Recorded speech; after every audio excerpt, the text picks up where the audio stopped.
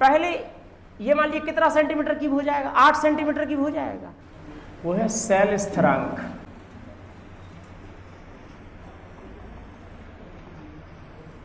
समझे बच्चे, प्लीज ध्यान दें। सेल स्थिरांक जैसे बोलते हैं सेल कांस्टेंट।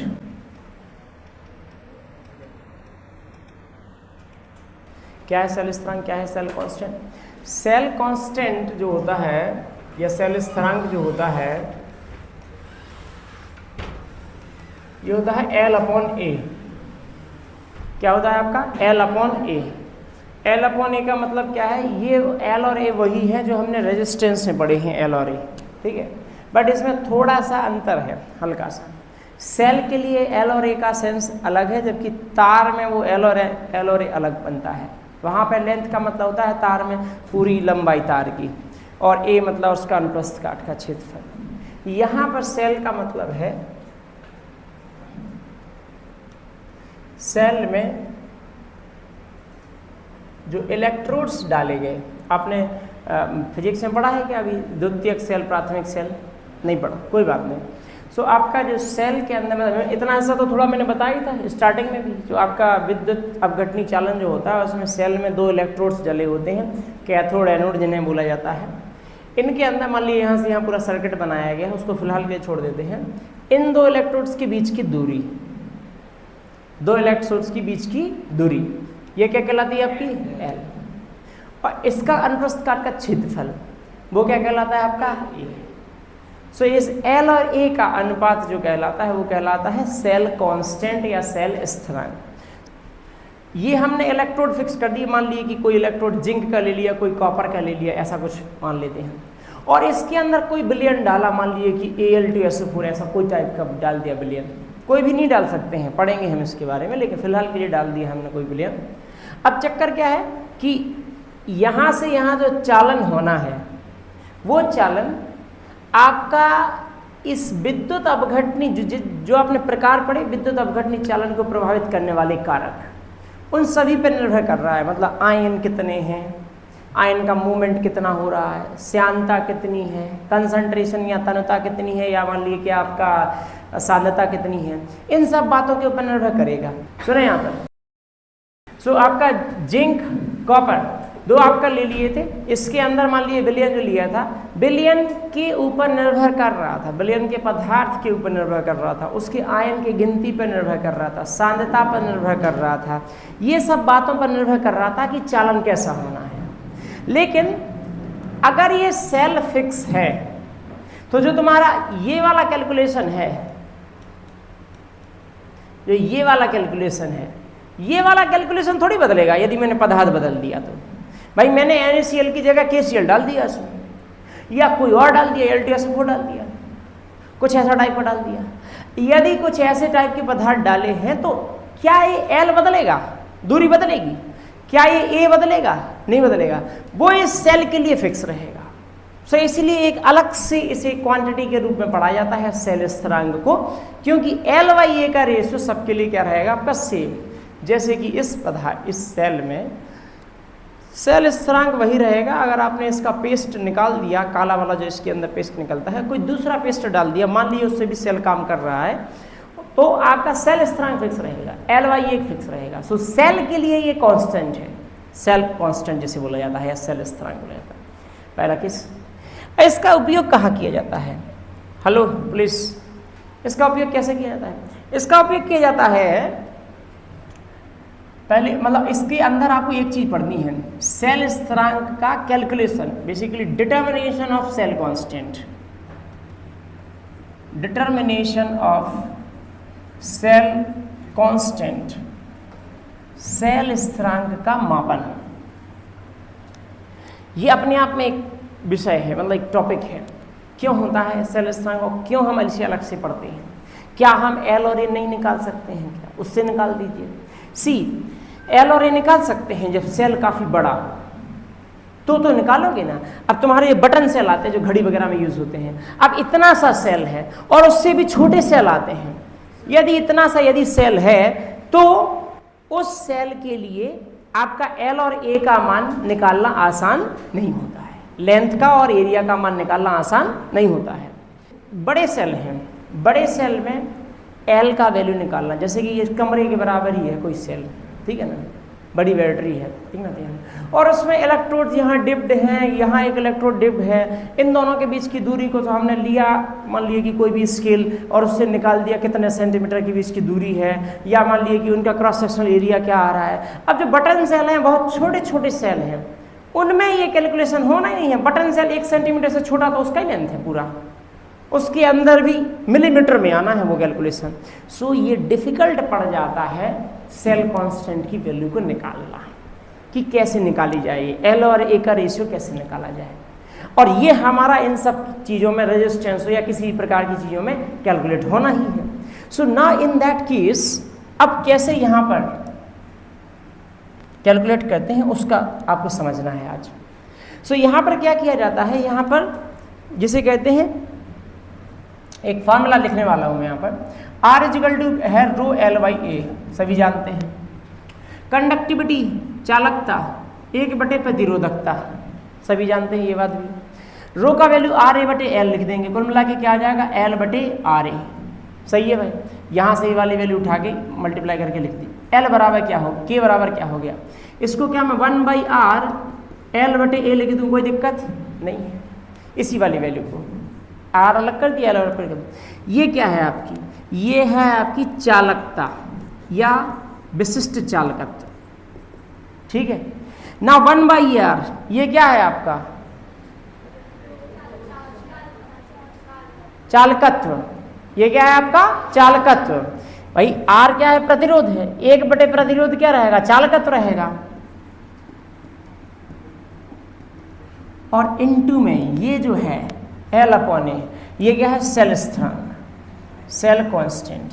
अब समझना, अब यदि तुम्हें इस फॉर्मूले का इस्तेमाल करते हुए सेल कांस्टेंट का वैल्यू, मतलब जो कि इसका यूज़ किया जाता है, सेल कांस्टेंट का वैल्यू निकालना है, तो आपको 2 चीज़ें चाहिए, चालकता पता होना चाहिए पहले से, और क्या पता होना चाहिए, तब आप सेल स्थिरांक निकाल सकते हैं। अब ये कैसे पता चलाएंगे, तो इसके लिए क्या किया जाता है, जैसे इसी सेल का निकालना है, लेट से इसी सेल का निकालना है मुझे सेल स्थिरांक, तो हम कैसे निकालते हैं, हम क्या करते हैं, हम क्या करते हैं, इसमें एक मानक विलयन का इस्तेमाल करते हैं। मानक विलयन क्या है, क्या है मानक विलयन, को बता सकता है, जिसका सांद्रता पता हो आपको, जिसकी सांद्रता ज्ञात हो, ठीक है। कुल मिला के देखो ऐसा होता है, ये तो सब ठीक है, इसे कहते हैं इंग्लिश में स्टैंडर्ड सॉल्यूशन, ठीक है। ये क्या होता है, जैसे लेबोरेटरी मान लिए जो है, मान लीजिएगा धोखे से आपको बहुत अच्छी पढ़ाई की और आपने बहुत अच्छा कॉलेज अचीव कर लिया, ठीक ना, तो आपको बहुत अच्छी लेबोरेटरी मिलेगी, ये फॉर श्योर है, ठीक ना, पढ़ने के लिए, मतलब उसमें एक्सपेरिमेंट वगैरह करने का, ठीक है। तो या कहीं पर भी आपने TV वगैरह में, मूवी वगैरह में भी देखा भी होगा, लेबोरेटरी वगैरह में, लेबोरेटरी में क्या होता है कि बहुत सारे सॉल्यूशन रखे होते हैं, कंटेनर वगैरह रखे होते हैं, ठीक है। सो क्या है, जैसे कि मान लीजिए कि ये कंटेनर रखा है, अब इस कंटेनर में कोई मान लीजिए विलयन रखा हुआ है, मान लीजिए कि KCl रखा हुआ है लेट से, या KCnHCl रखा हुआ है लेट से। अब होता क्या है, इस पर लेबल होता है, लेबल लिखा होता है, एक ऐसा चिपका होगा लेबल, उस लेबल में सब कुछ जानकारी दी गई होगी जो जो इसके बारे में जाननी होती है हमें। जैसे कि उस पर दिया होगा इसका घनत्व कितना है, उस पर दिया होगा इस कंटेनर का वॉल्यूम कितना है, उस पर यह दिया होगा कि जो NaCl आपने डाला है इसकी कंडक्टिविटी क्या है, चालकता क्या है, उसमें दिया होगा कि इसमें मान लीजिए कि जो आपने NaCl डाला है इसकी 10 डिग्री सेल्सियस पे मोलरता का मान क्या आ रहा है, 25 पे कितना आ रहा है, 50 पे कितना आ रहा है, 100 पे कितना आ रहा है, नॉर्मल मोलरता का मान कितना आ रहा है, ये सब मान उस पर मेंशन्ड होते हैं। क्यों, क्योंकि अगर कोई बंदा इसको लेकर एक्सपेरिमेंट करना चाहता है और उसे ये मान चाहिए तो पता चलेगा, पहले तो यही निकालना पड़ रहा है, तो ये मान निकाल के रखे गए हैं पहले से कि भाई इस सॉल्यूशन का ये है, तुम्हें अगर एक्सपेरिमेंट करना है तो तुम एक्सपेरिमेंट करो और कैलकुलेशन के लिए ये इन चीज़ों का डायरेक्ट इस्तेमाल कर लो। ऐसा विलयन जिसकी ये सब जानकारी हमें पहले से पता होती है वो कहलाता है स्टैंडर्ड सॉल्यूशन। क्या कहलाता है? Standard solution. उसकी अधिकांश चीज़ें हमें पहले से पता होती हैं। यहाँ जो सेल कांस्टेंट के लिए हम इस्तेमाल करते हैं वो करते हैं KCl का स्टैंडर्ड सॉल्यूशन। किसका करते हैं? KCl का स्टैंडर्ड सॉल्यूशन। अच्छा ध्यान रखना, ये चीज़ अगर आपको पूछी भी जाए तो ये भी लिखना पड़ेगा। KCL का स्टैंडर्ड मानक विचलन मानक विलयन किसका लेना पड़ता है आपका? KCL का। ठीक, अब देखो क्या होता है, जब तुम्हें KCL का पता है पहले से तो तुम क्या करो, तुम जिस सेल का सेल कांस्टेंट निकालना चाहते हैं उस सेल से सब कुछ हटा दो, मतलब जो विद्युत अपघट्य डाला था वो हटा दिया। तुम मान लो निकालना चाहते हो किसका? NaCl वाले का निकालना चाहते थे और तुम्हें पता किसका है आपका? KCL का। तो मैं क्या करूँगा, KCL वाला डाल दूंगा इसके अंदर। NaCl वाला निकाल दिया था, खाली कर दिया था, KCL वाला डाला। रॉड वगैरह वैसी जुड़ी हुई हैं, वो सब वैसा का वैसा है, KCL डाल दिया। और क्या किया, अगर KCL का मुझे पहले से पता है कि KCL डाला है तो मतलब KCL की चालकता मुझे पहले से पता थी, KCL की चालकता मुझे पहले से पता है। क्या हमें KCL का चालकत्व भी पहले से पता होगा क्या? नहीं, आपको अंतर समझना चाहिए चालकता में चालकत्व में।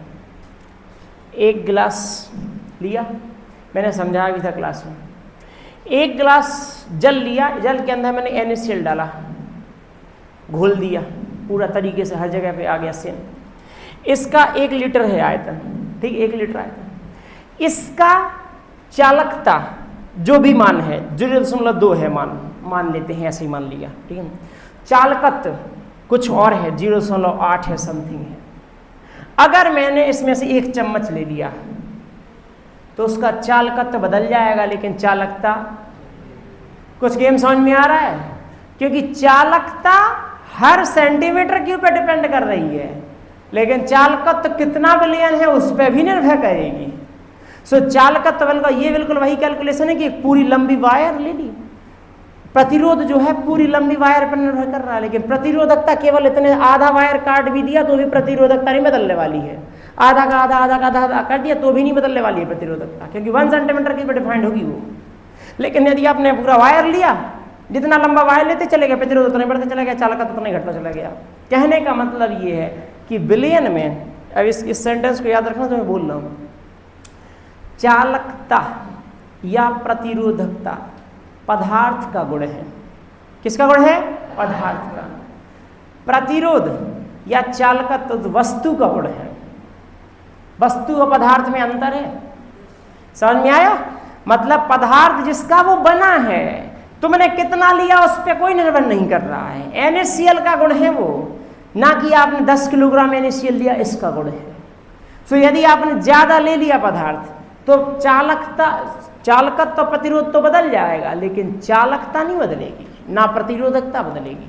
सो ये चीज आपको ध्यान रखनी चाहिए। अच्छा, तो मैंने क्या किया, यहाँ पे कुछ भी था, 500 ml था, 50 था, कुछ भी है। अगर 500 ml था तो चालकत्व कुछ 500 ml के हिसाब से आएगा, लेकिन चालकता उतनी रहेगी। सो यदि मैंने इसमें से 4 चम्मच इसमें डाल दिए तो होगा क्या कि चालकता वही रहेगी, लेकिन चालकत्व का मान जो है आपकी बात चेंज हो गया। क्या ये बात सही है? क्या ठीक है? यदि चालकत्व का मान चेंज हो गया, चालकता का मान तो वही है, तो हमें इस पूरे फॉर्मूले से यदि सेल कांस्टेंट निकालना है तो मुझे क्या चाहिए पड़ेगा? चालकत्व। तो मैं चालकत्व को कैसे निकालूंगा? तो चालकत्व को निकालने के लिए हम थोड़ी सी फिजिक्स का इस्तेमाल करेंगे। क्या करेंगे? हम पढ़ा है आपने व्हीटस्टोन ब्रिज, व्हीटस्टोन सेतु पढ़ा कि नहीं पढ़ा? पढ़ लिया कि नहीं पढ़ा? अननोन रेजिस्टेंस को निकालने के लिए R1/R2 R3/R4 वाला रेशियो पढ़ा कि नहीं पढ़ा? तो आप क्या करेंगे,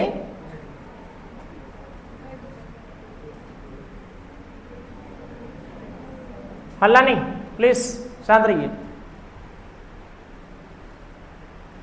इसको जोड़ देंगे व्हीटस्टोन से। अब इससे ये होगा कि करंट का फ्लो किया, रेशियो जो आपको ये पहले से 3 तो पता ही थे। R मान लीजिए कोई भी नाम दे दो, इस वाले का नाम दे देंगे R1, ये नाम दे दिया R2, ये नाम दे दिया R3, ये नाम दे दिया R4। व्हीटस्टोन ब्रिज की वजह से हम क्या निकाल लेंगे? आपका R1 निकाल लेंगे रेशियो से, क्योंकि बाकी 3 का तो पता ही है। यदि आपने R1 निकाल लिया तो पता है R1 किसका निकला? R1 प्रतिरोध निकला है इस विलयन का, जो ये विलयन आपने शामिल कर रखा है, मतलब इस सेल का प्रतिरोध। यदि इस सेल का प्रतिरोध आपने निकाल दिया तो क्या हम इसका चालकत्व निकाल लेंगे? क्योंकि चालकत्व क्या है आपका? 1/R। क्या ये बात सही है? क्या ठीक है? सो 1/R, R आपने यहां से निकाला तो 1/R करके चालकत्व निकाला। इस स्टैंडर्ड सॉल्यूशन की चालकता हमें पहले से पता थी, चालकत्व व्हीटस्टोन से निकाला, क्या हम इसका सेल कांस्टेंट निकाल लेंगे? क्या ये बात सही है कहती कहने में? अब अगला केस लेते हैं, मतलब मैंने KCL की मदद से सेल कांस्टेंट कैसे निकालते हैं ये बता दिया है। कैसे निकालते हैं? जो विलयन का जिसका मान लीजिए कि आपको जिस सेल का निकालना है उसमें विद्युत अपघट्ट के रूप में KCL विलयन का इस्तेमाल करेंगे। KCL विलयन का इस्तेमाल करेंगे, मानक विलयन का इस्तेमाल करेंगे। चूंकि मानक विलयन है इसकी चालकता पहले से हमें क्या है पता। हम क्या करेंगे, चालकत्व को निकालेंगे 1/R के फॉर्मूले से। 1/R में R जो है आपका रेजिस्टेंस निकाला जाएगा व्हीटस्टोन सेतु की मदद से। व्हीटस्टोन सेतु की मदद से आपने R निकाल दिया, चालकत्व निकाल दिया, चालकता पहले से पता है, क्या निकाल देंगे आपका सेल स्थिरांक।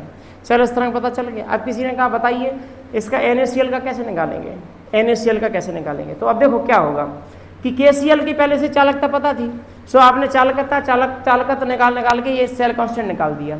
फिर से यही वाला फॉर्मूला KCl निकाल देंगे बाहर। अब इसमें डालेंगे NaCl, तो NaCl डालेंगे तो हम क्या करेंगे, फिर से व्हीटस्टोन लगा देंगे। अब की बार पता पहले से क्या होगा, सेल कांस्टेंट पता चल गया भाई। KCl की मदद से हमने सेल कांस्टेंट निकाल ही लिया है। सेल कांस्टेंट मान लिया कुछ मान आया 0.1 आया, ये मान रख देंगे यहाँ। इसका चालकत्व NaCl के केस का चालकत्व कैसे निकालेंगे, अगेन व्हीटस्टोन की मदद से।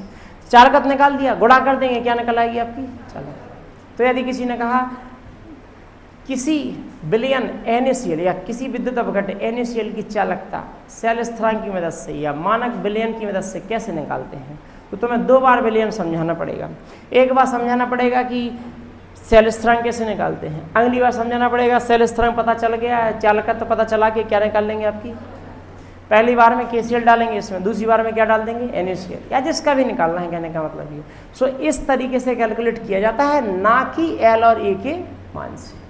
मतलब L और A का मान निकाले बिना हम उसका L/A का रेशियो निकाल लेते हैं इस फॉर्मूले की मदद से, या मान लीजिए कि अपने एक्सपेरिमेंट में। क्या ये बात सभी की क्लियर है कहती कहने में? तनिता का चालकत्व व चालकता पर प्रभाव या नहीं लिखा, वहां पे मैंने क्लियरली बता दिया है, अभी भी बता रहा हूं दोबारा।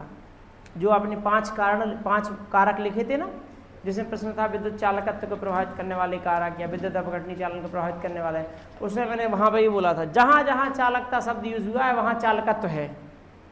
वो वाली चालकता 1 सेंटीमीटर क्यूब वाली चालकता नहीं है, वो चालकता नहीं है, वो क्या है आपका चालकत्व। स्टैंडर्ड वर्ड्स में चलता रहता है, सो आपका पॉपुलर है, उसमें भी आप चालकत्व लिख देंगे, हर जगह सही है, चालकता लिख देंगे, उस क्वेश्चन में सही है। यहाँ पर अब अंतर बनेगा, यहाँ पे प्लीज ध्यान से सुने। तन्यता का चालकता व चालकत्व पर प्रभाव 2 नंबर 3 नंबर का प्रश्न है।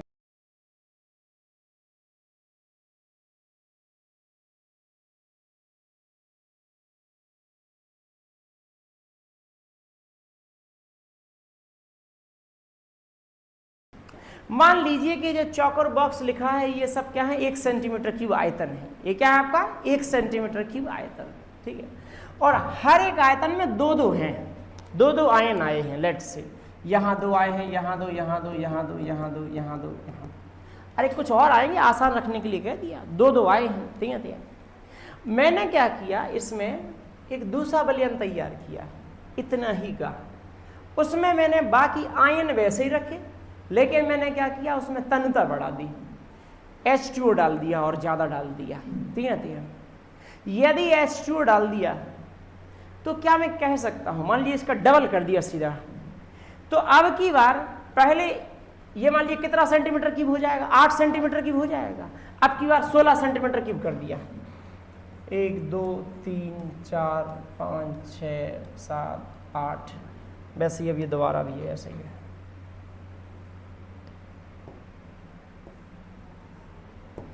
ठीक, 16 सेंटीमीटर क्यूब हो गया विलयन। क्या अब आप बता सकते हैं कि इसके 1 सेंटीमीटर क्यूब में कितने आयन आएंगे? 1 आएगा कि नहीं आएगा? सीधा आपने डबल कर दिया ना, पहले 2-2 मतलब 1 सेंटीमीटर क्यूब एक बॉक्स के अंदर कितना आ रहे थे, 2-2 आयन। अब तुमने 8 बॉक्स की जगह 16 बॉक्स कर दिया। कोई ऐसी बाउंड्री तो लगी नहीं है कि वो उसी में रह जाएंगे, वो तो विलयन में बराबर रूप से वितरित होंगे। यदि बराबर रूप से वितरित होंगे तो हर एक में क्या क्या आ जाएगा, 1-1। अरे आ जाएगा कि नहीं आ जाएगा? यदि 1-1 आ जाएगा, क्या आप कह सकते हैं यहाँ 1 सेंटीमीटर क्यूब का जो चालकत्व आ रहा था और यहाँ जो 1 सेंटीमीटर क्यूब का चालकत्व आएगा, वो दोनों अलग अलग होंगे कि नहीं होंगे? बताइए ज्यादा किस में आएगा, इसमें कि इसमें, लेफ्ट में कि राइट में?